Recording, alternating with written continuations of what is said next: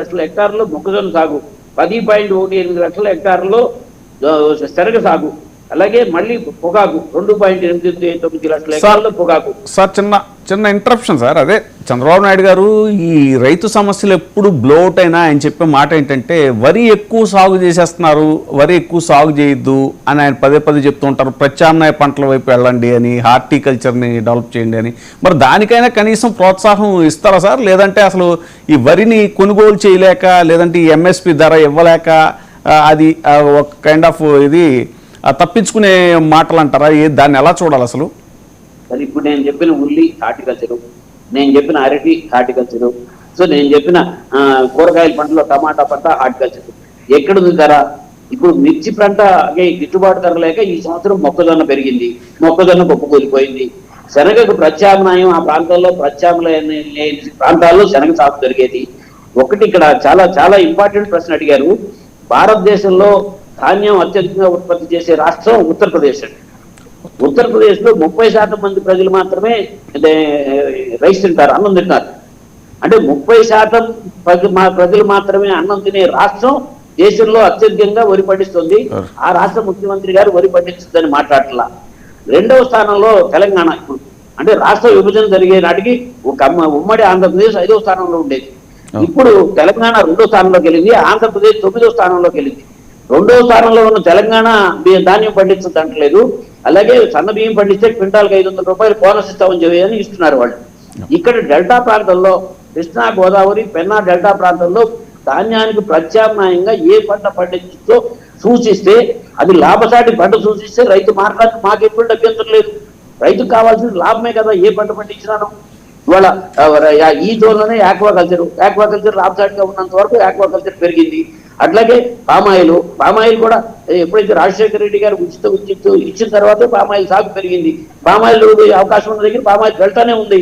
So ఈ horticulture పంటలు demand ఉన్న పంటలు సాగు చేయమన్నప్పుడు నేను చెప్తాను ఏ పంటలో డిమాండ్ ఉంది కాబట్టి చేయమంటారో చెప్పాలి కదా.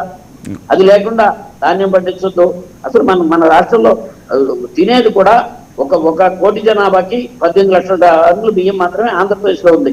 అరే అది అత్యధికంగా ఉన్న తెలంగాణ, యూపీ, తెలంగాణ, ఒరిస్సా, ఛత్తీస్గఢ్, అలాగే బీహార్, మనకంటే ఎంతో ముందున్న రాష్ట్రాలు ఎవరు మాట్లాడతలా. ఇంకొకటి కూడా చాలా ఇంపార్టెంట్ పాయింట్ అండి. భారతదేశంలో అగ్రి ఎక్స్పోర్ట్స్ లో హైయెస్ట్ ఎక్స్పోర్ట్ వెళ్ళేది రైస్ మాత్రమే. సంవత్సరానికి 22 మిలియన్ మెట్రిక్ టన్నుల రైస్ ఎక్స్పోర్ట్ వెళ్తుంది. సో ఆ ఎక్స్పోర్ట్ని మీరు దాన్ని ఇచ్చేసుకోవాలి. ప్రత్యామ్నాయ పంట సూచించడానికి అవకాశం లేని దగ్గర పండించొద్దని మాట్లాడటం సరే, వారి విద్యుత్కే వదిలేస్తున్నాను నేను.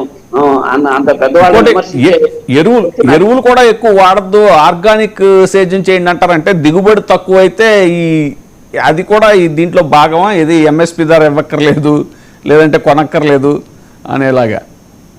సార్, ధాన్యానికి ఎంఎస్పి రాష్ట్ర ప్రభుత్వం సార్ కంప్లీట్ గా ఎంత మనం సేకరించినా సరే ఎఫ్సిఐ ద్వారాగా కేంద్ర ప్రభుత్వమే సపోర్ట్ చేస్తుంది.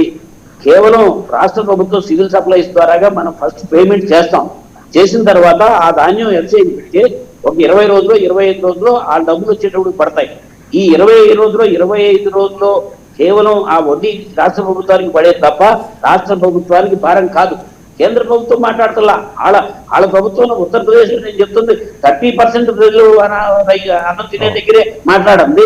ఆంధ్రప్రదేశ్ లో అసలు ఎలివేటెడ్ సాయిల్స్ వాడే. తెలంగాణ ఎలివేటెడ్ సాయిల్స్ అంటే సముద్ర మట్టానికి 70 అడుగుల నుంచి 150 అడుగులు 400 అడుగుల దాకా ఉంటాయి. అక్కడ ఇంకో పంట అవకాశం ఉన్న దగ్గర కూడా వాళ్ళు మాట్లాడతలేదు. ఇక్కడ రాష్ట్రంలో సముద్ర మట్టానికి 16 అడుగులు 17 అడుగులు 18 అడుగుల్లోనే ఈ వరి సాగంతా. ఇక్కడ ఏ మాత్రం వర్షం కురిస్తే ఆ భూములు మొత్తం కూడా బురద నీళ్ళుగా ఉండిపోయి నీళ్లు నిలవ ఉంటాయి, ముంపుకు గురవుతాయి. ఇక్కడ వరికి ప్రత్యామ్నాయం లేదు. ఆ ప్రాంతంలో కృష్ణా, గోదావరి, పెన్నా డెల్టా ప్రాంతంలో వరికి ప్రత్యామ్నాయం లేదు. నేను ఎంఎస్సీ అగ్రికల్చర్ చదువుకున్న వ్యక్తిగా వ్యవసాయం ఒక జీవితకాలం రైతు సంఘాలుగా పనిచేసిన వ్యక్తిగా చెప్తున్నాను. చాలా మంచి పాయింట్ చెప్పారండి. మనం మాట్లాడేటప్పుడు ఒక శాస్త్రవేత్తను తీసుకోవాలి, దాని ఫీజిబిలిటీని తీసుకోవాలి. అంతేగాని మనమే అన్ని శాస్త్రవేత్తలు అయిపోయినట్టుగా మాట్లాడుకుంటున్నాం. నేను వ్యవసాయం తెలుసు నాకు, నేను ఆర్టిఫిషియల్ ఇంటెలిజెన్స్ గురించి మాట్లాడితే ఎట్లా ఉంటుందండి? అట్లాగే లేకపోతే నేను ఏదైనా శాటిలైట్ రీసెర్చ్ గురించి మాట్లాడితే ఎట్లా ఉంటుంది? అది కరెక్ట్ విధానం కాదు. దాని గురించి కంటే కూడా ఇప్పుడున్న పరిస్థితిలో ఎంతో కొంత దేశవ్యాప్తంగా వరి సాగు గత సంవత్సరం ఈ సంవత్సరం కూడా పెరిగిందండి. అట్లాగే మొక్కజొన్న సాగు పెరిగింది. కారణం ఏంటంటే స్వీకరణ ఉండటం మూలంగా, ఎగుమతులతో మూలంగా ఉత్పత్తి ఎంఎస్పి కంటే ఒక 200 100 తక్కువకి కనీసం కొంత మినిమం గ్యారంటీ ఉన్నది వరి పంటలోనే కనపడుతుంది. అదే మొక్కజొన్నలో వాళ్ళు క్వింటాల్కి 800 నుంచి 1000 రూపాయలు నష్టపోతున్నాడు. అదే శనగలో, మిగతా పంటలు, అరటిలో, హార్టికల్చర్, టమాటాలో, ఉల్లి పంటలో, సో సద్దులో ఇది అంత నష్టం, తక్కువ నష్టం ఉన్న దాంట్లో కొంత మినిమం గ్యారంటీ ఉంది కాబట్టి వెళ్తున్నాడు. అట్లాగే ఆత్మహత్యలు కూడా మీరు తీసుకుంటే వ్యాపార పంటల్లో ఆత్మహత్యలు ఎక్కువగా ఉన్నాయి. ఇందాక నేను చెప్పడం మర్చిపోయాను. ప్రతి ఈ సంవత్సరం అత్యధికంగా తెలంగాణ, ఆంధ్రప్రదేశ్ నష్టపోయింది. ప్రతి ఎకరానికి 12 నుంచి 14 క్వింటాలు సరాసరి దిగుబడి రావాలి, కానీ 4 నుంచి 6 క్వింటాలు దిగుబడి వచ్చింది. 8,110 రూపాయలు మద్దతు ధర అయితే 4 నుంచి 6,000 అమ్ముకున్నారు తెలంగాణలో కూడా. సో మరి ఏం చేయాలి? 50% సాగు కర్నూలు జిల్లాలోనే. సో అక్కడ సాగు జరిగే, కర్నూలు జిల్లాలో సాగు జరిగే పత్తి దెబ్బ కొట్టింది, ఉల్లి దెబ్బ కొట్టింది, నంద్యాల జిల్లాలో సాగు జరిగే మొక్కజొన్న దెబ్బ కొట్టింది, శనగ దెబ్బ కొట్టింది, అంటే ఆ వేరుశనగ అసలు సాగే పడిపోయింది. సో ఏం చేయాలి మరి? చూపించండి. అనంతపురం జిల్లాలో వేరుశనగ బదులు అక్కడ ఏం చేయమంటారు? అట్లయితే డెల్టాలో వరి బదులు ఏం చేయమంటారు? ఇది ప్రకృతిగా అనుకూలించకుండా కాదు. ఇప్పుడు రబీలో నేను చెప్పిన పంటలన్నీ కూడా ఇప్పుడు నేను సెకండ్ అడ్వాన్స్ ఎస్టిమేట్స్ రాష్ట్ర ప్రభుత్వ లెక్కల ప్రకారమే హెక్టార్కి 7,079 కిలోలు వాళ్ళ ధాన్యం మన రాష్ట్రంలో పంట పండుతుంది. వాళ్ళు సాగు చెప్పింది రబీలో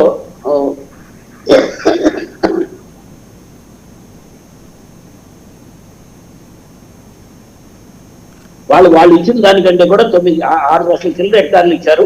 9.2 లక్షల హెక్టార్లు సాగు పెరిగింది. మరి ఎందుకు పెరిగింది వరి సాగు? మరి ప్రభుత్వమే కదా ఇప్పుడు సూచిస్తుంది.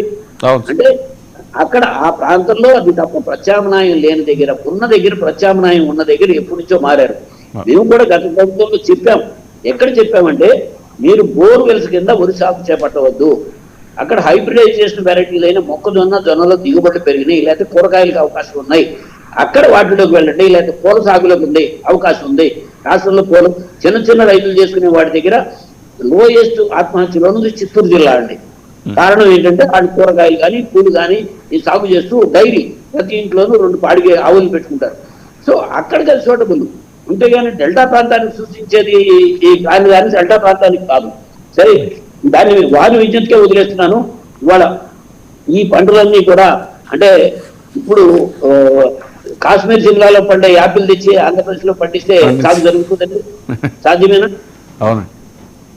అట్లాగే అనంతపురం జిల్లాలో సాగు జరిగే వేరుశనగ తీసుకొచ్చి కృష్ణా జిల్లాలో సాగు చేయాలి. ఆర్గానిక్ ఫార్మింగ్ చేయటం వల్ల ఎంతో కోల్పోయిన దేశం శ్రీలంక ఒకటి మనకి పెద్ద ఎగ్జాంపుల్.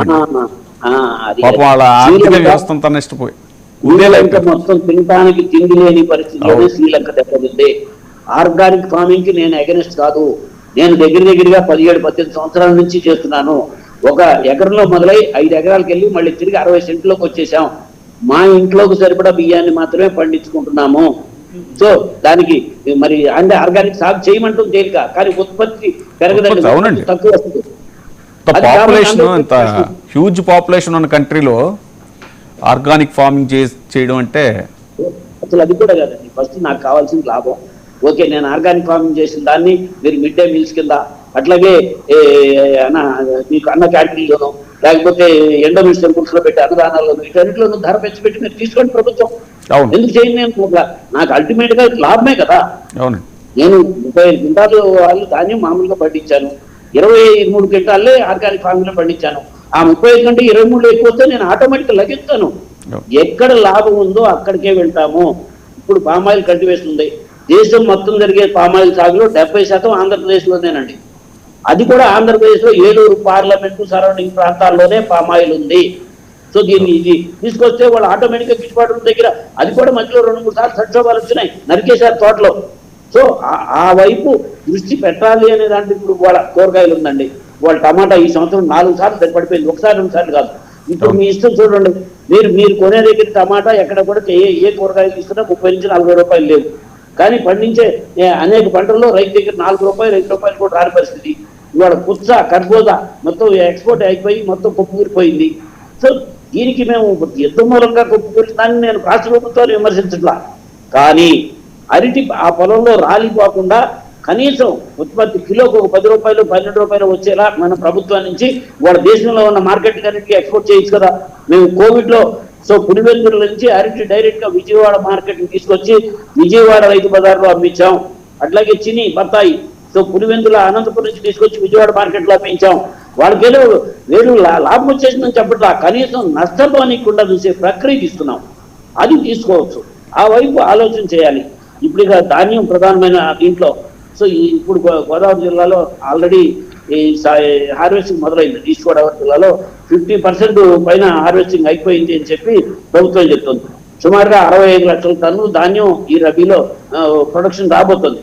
అంటే వాళ్ళు ఇస్తున్న దిగుబడిని సెకండ్ అడ్వాన్స్ ఎస్టిమేట్స్ ప్రకారం ఇస్తున్న దిగుబడి సాగు ఏరియాని క్యాలిక్యులేట్ చేస్తే 65 లక్షల టన్నులు ధాన్యం వస్తుంది. దాంట్లో 23 లక్షల టన్నులు మేము రాష్ట్రంలో సేకరిస్తాము అని చెప్పి ప్రభుత్వం అనౌన్స్ చేసింది. సుమారుగా 1900 సేకరణ కేంద్రాలను మేము తెరుస్తున్నామని చెప్పారు. కానీ సేకరణ కేంద్రాలు కొన్నిసార్లు తెరిచారు, కలెక్టర్ గారి ఇల్లు లేకపోతే మంత్రి గారి ఇల్లు, కానీ సేకరణ జరగట్లా. ఎందుకంటే ఆడ సైట్ ఓపెన్ కావట్లేదు అంటున్నారు, లేకపోతే మాయిశ్చర్ పేరుతో వంకలు వేస్తున్నారు. ఎప్పుడైతే కావట్లేదో మార్కెట్లో 300 నుంచి 400 తక్కువకి మిడిల్ మ్యాన్ కొనేసేసి అదే రైస్ మిల్కి వెళ్ళిపోతుంది ధాన్యం. కానీ తిరిగి వాళ్ళు ఆ రైతు పేరుతోనే మళ్ళీ అక్కడ లోడ్ చేసి ప్రభుత్వం నుంచి ఎంఎస్పీ తీసుకుంటున్నారు. అంటే ప్రభుత్వం ఎంఎస్పీ ఇస్తుంది కానీ రైతుకు చేరట్లా, మధ్య వ్యాపారస్తులకు చేరుతోంది. దీన్ని అరికట్టవలసిన బాధ్యత ఎవరిది? మనం రాష్ట్ర ప్రభుత్వాన్ని కదా దీని మీద తీసుకోవాల్సిన అంశం. సార్ తర్వాత ఈ రైతులు ఎదుర్కొంటున్న సమస్యలో ఎంఎస్పితో పాటు పండిన పంటని స్టోరేజ్ చేసుకోవటానికి స్టోరేజ్ ఇవి లేవు, గోడౌన్స్ లేవు అనేటువంటిది కూడా ఎప్పటి నుంచో జరుగుతున్న చర్చ సార్. అది కూడా ప్రధానమైనటువంటి సమస్య రైతుకి. మరి ఈ విషయంలో ప్రభుత్వాలు ఎలాంటి ఇవి తీసుకుంటున్నాయి? ఒక అగ్రికల్చరల్ ఎక్స్పర్ట్గా మీరు, అంటే వైసీపీ టైంలో కూడా ఏమైనా ప్రయత్నాలు జరిగాయి అలాంటివి, ఏవి స్టోరేజ్ గోడౌన్స్ నిర్మించడం కానీ అలాంటివి? ఒకటి అంటే ధాన్యం ఒకప్పుడు మేము చిన్నప్పుడు చదువుకునే రోజుల్లో సీజన్లో అమ్మేవాళ్ళం కాదు.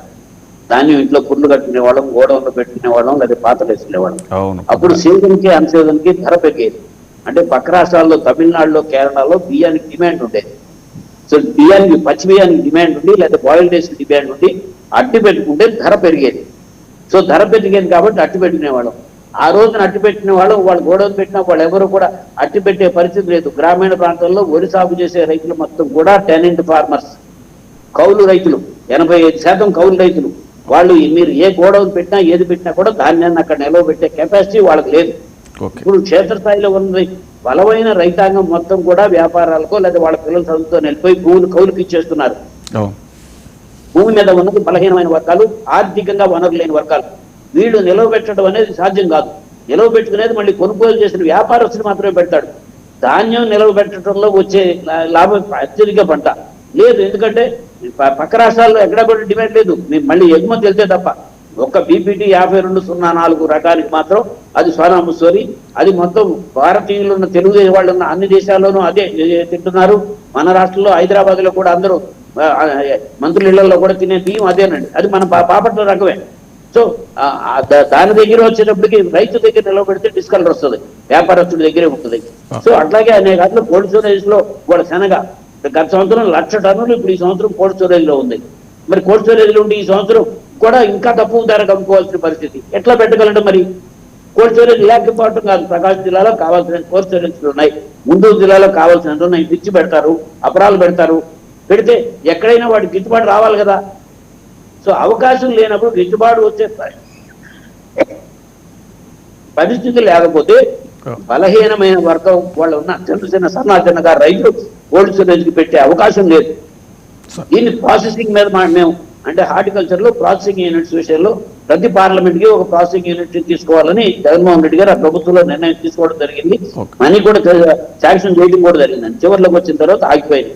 అలాగే ప్రాసెసింగ్ లో హార్టికల్చర్ పెరిషబుల్ గుడ్స్ లో ప్రాసెసింగ్ లోకి వెళ్ళాలి. అంతే ఫైనల్ గా ఒక అగ్రికల్చర్